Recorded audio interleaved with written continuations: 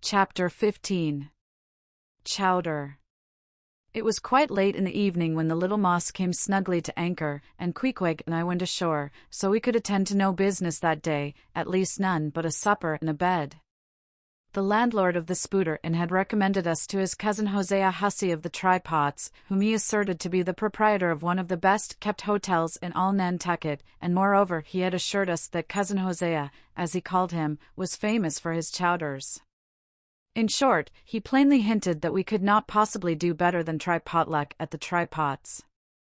But the directions he had given us about keeping a yellow warehouse on our starboard hand till we opened a white church to the larboard, and then keeping that on the larboard hand till we made a corner 3 points to the starboard, and that done, then ask the first man we met where the place was, these crooked directions of his very much puzzled us at first, especially as, at the outset, Queequeg insisted that the yellow warehouse, our first point of departure, must be left on the larboard hand, whereas I had understood Peter Coffin to say it was on the starboard.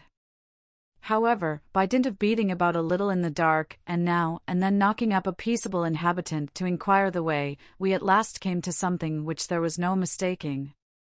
2 enormous wooden pots painted black, and suspended by asses' ears, swung from the crosstrees of an old topmast, planted in front of an old doorway. The horns of the crosstrees were sawed off on the other side, so that this old topmast looked not a little like a gallows. Perhaps I was oversensitive to such impressions at the time, but I could not help staring at this gallows with a vague misgiving. A sort of crick was in my neck as I gazed up to the 2 remaining horns, yes, 2 of them, one for Queequeg and one for me. It's ominous, thinks I. A coffin, my innkeeper upon landing in my first whaling port, tombstones staring at me in the whaleman's chapel, and here a gallows. And a pair of prodigious black pots, too. Are these last throwing out oblique hints touching Tophet? I was called from these reflections by the sight of a freckled woman with yellow hair and a yellow gown, standing in the porch of the inn, under a dull red lamp swinging there, that looked much like an injured eye, and carrying on a brisk scolding with a man in a purple woolen shirt. "Get along with ye," said she to the man, "or I'll be combing ye." "Come on, Queequeg," said I, "all right. There's Mrs. Hussey." And so it turned out, Mr. Hosea Hussey being from home, but leaving Mrs. Hussey entirely competent to attend to all his affairs. Upon making known our desires for a supper and a bed, Mrs. Hussey, postponing further scolding for the present, ushered us into a little room, and seating us at a table spread with the relics of a recently concluded repast, turned round to us and said, "Clam or cod?" "What's that about cods, ma'am?" said I, with much politeness. "Clam or cod," she repeated. "A clam for supper?" "A cold clam, is that what you mean, Mrs. Hussey?" says I, "but that's a rather cold and clammy reception in the winter-time, ain't it, Mrs. Hussey?" But being in a great hurry to resume scolding the man in the purple shirt, who was waiting for it in the entry, and seeming to hear nothing but the word clam, Mrs. Hussey hurried towards an open door leading to the kitchen, and bawling out "clam for 2, disappeared. "Queequeg," said I, "do you think that we can make out a supper for us both on 1 clam?" However, a warm savory steam from the kitchen served to belie the apparently cheerless prospect before us. But when that smoking chowder came in, the mystery was delightfully explained. "Oh, sweet friends, hearken to me." It was made of small juicy clams, scarcely bigger than hazelnuts, mixed with pounded ship biscuit, and salted pork cut up into little flakes, the whole enriched with butter, and plentifully seasoned with pepper and salt.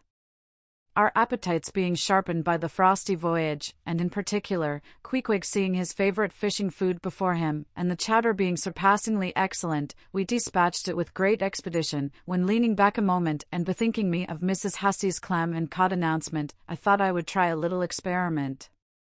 Stepping to the kitchen door, I uttered the word "cod" with great emphasis, and resumed my seat. In a few moments the savory steam came forth again, but with a different flavor, and in good time a fine cod chowder was placed before us. We resumed business, and while plying our spoons in the bowl, thinks I to myself, I wonder now if this here has any effect on the head? What's that stultifying saying about chowder-headed people? But look, Queequeg, ain't that a live eel in your bowl? Where's your harpoon? Fishiest of all fishy places was the try-pots, which well deserved its name. For the pots there were always boiling chowders. Chowder for breakfast, and chowder for dinner, and chowder for supper, till you began to look for fish bones coming through your clothes. The area before the house was paved with clamshells. Mrs. Hussey wore a polished necklace of codfish vertebra, and Hosea Hussey had his account books bound in superior old shark skin. There was a fishy flavor to the milk, too, which I could not at all account for, till one morning, happening to take a stroll along the beach among some fishermen's boats, I saw Hosea's brindled cow feeding on fish remnants, and marching along the sand with each foot in a cod's decapitated head, looking very slipshod, I assure ye. Supper concluded, we received a lamp, and directions from Mrs. Hussey concerning the nearest way to bed, but, as Queequeg was about to precede me up the stairs, the lady reached forth her arm, and demanded his harpoon. She allowed no harpoon in her chambers. Why not? Said I. Every true whaleman sleeps with his harpoon, but why not? Because it's dangerous, says she.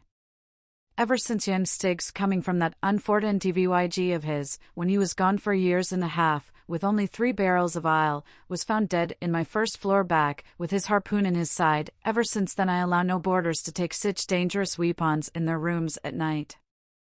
So, Mr. Queequeg, for she had learned his name, I will just take this here iron, and keep it for you till morning.